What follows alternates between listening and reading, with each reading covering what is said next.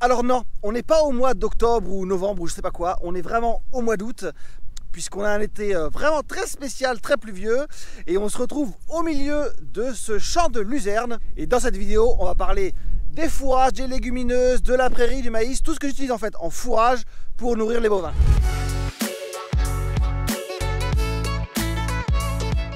Salut tout le monde, c'est Etienne Agri YouTuber et on se retrouve pour le vlog Par des agris pour des agris. Et je commence donc par cette parcelle de luzerne. On a en tout sur la ferme 90 hectares et on a 5 hectares de luzerne. Et le gros avantage de la luzerne, c'est que c'est riche en protéines. Alors c'est très riche en protéines, ce qui me permet d'économiser moi sur le tourteau de colza que je donne aux vaches pour équilibrer ma ration. La protéine se trouve surtout dans la feuille de luzerne. Et on va dire que la tige va plus m'apporter des fibres pour la rumination des bovins. Donc quand on récolte la luzerne, c'est l'entreprise, moi, qui vient faucher la luzerne. On fait très attention de garder la feuille intacte et de garder au maximum la feuille sur la tige pour en récolter le maximum. Nous, la luzerne, on en fait de l'enrubanage, surtout cette année vu le temps qu'il fait. On essaye en été, mais là c'est compromis, de faire une coupe de foin. Donc je pense que je referai une coupe d'enrubanage. J'ai déjà fait 2 coupes cette année. Et elle a été implantée en 2017, donc c'est la 4e année qu'elle est en place. Le gros avantage de la luzerne, en plus d'apporter énormément de protéines dans la ration des vaches, c'est que c'est une culture qui tient bien en place et puis qui a aussi des racines, un système racinaire très profond, donc qui va aussi travailler le sol, décompacter le sol en profondeur. Alors à faire attention de ne pas mettre dans des champs drainés, parce que si ça reste longtemps en place, ça peut éventuellement boucher les drains par les racines, donc il faut faire bien attention à ça. Mais sinon c'est une superbe culture. Alors là, elle n'a jamais été traitée, celle-là, voilà, j'ai jamais mis de produit de traitement dans cette parcelle là. Elle est encore relativement propre, sauf sortie hiver. Parfois la première coupe, elle est un peu voilà, mélangée avec de l'herbe, du trèfle, voilà, c'est un peu sale parfois. Mais une fois qu'on a coupé, la luzerne repousse très très vite, donc prend le dessus sur le reste. Et vous voyez, là ça va être la 3e coupe, je pense semaine prochaine ou dans 15 jours, dès qu'il va faire beau. Ça va être la 3e coupe et on va avoir vraiment que de la luzerne. Donc un super produit en enrubanage. Donc quand on récolte la luzerne, surtout bien faire attention à garder la feuille comme je disais. Ça veut dire que on la fauche, on la laisse à plat et on n'y retouche pas. Et il pleut, je crois que je vais me rentrer. Comme je vous le disais, la luzerne est stockée comme ça en boule d'enrubanage. On a la luzerne en dessous et un film de plastique autour pour la protéger et la conserver. Et pareil pour la luzerne, une fois qu'elle est enrubanée, on la ramasse avec une pince spéciale pour pas abîmer la bâche qui entoure la luzerne. On la ramasse avec une pince spéciale qu'on met sur le plateau, plateau à paille, enfin le plateau de la cuma, pour la ramener et la stocker à la ferme. C'est un mélange qui est composé principalement de fétuc, fétuc élevé, raies gras, trèfle et du dactyle. Et ce mélange-là que je vais semer donc à l'automne va servir aussi à faire une coupe au tout début d'année. Quand on fera la coupe du raies gras trèfle avant maïs, on fera aussi une coupe de cette prairie-là. Et ensuite, c'est aussi prévu pour le pâturage. Donc les vaches pourront y retourner après. Et c'est une culture qui sera implantée pour 5-6 ans au moins. Et ensuite, on verra au bout de 5-6 ans dans quel état elle sera.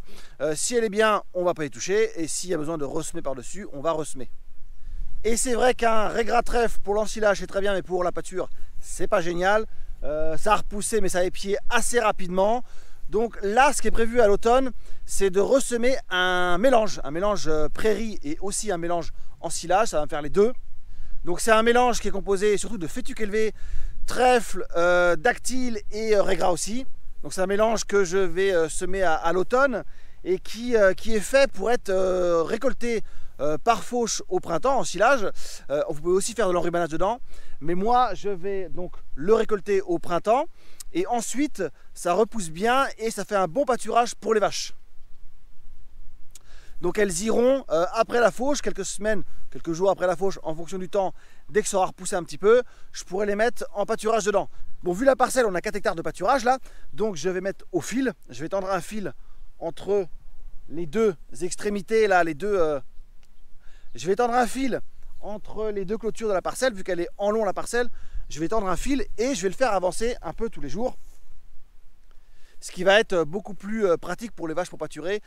sans abîmer. Elles vont commencer à manger sans abîmer le reste et on avancera au fur et à mesure des jours comme ça.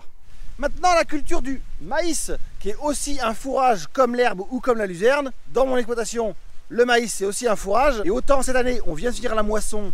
C'était très compliqué, le blé, le triticale, orge. C'était très compliqué avec le temps qu'on a eu, la pluie qu'on a.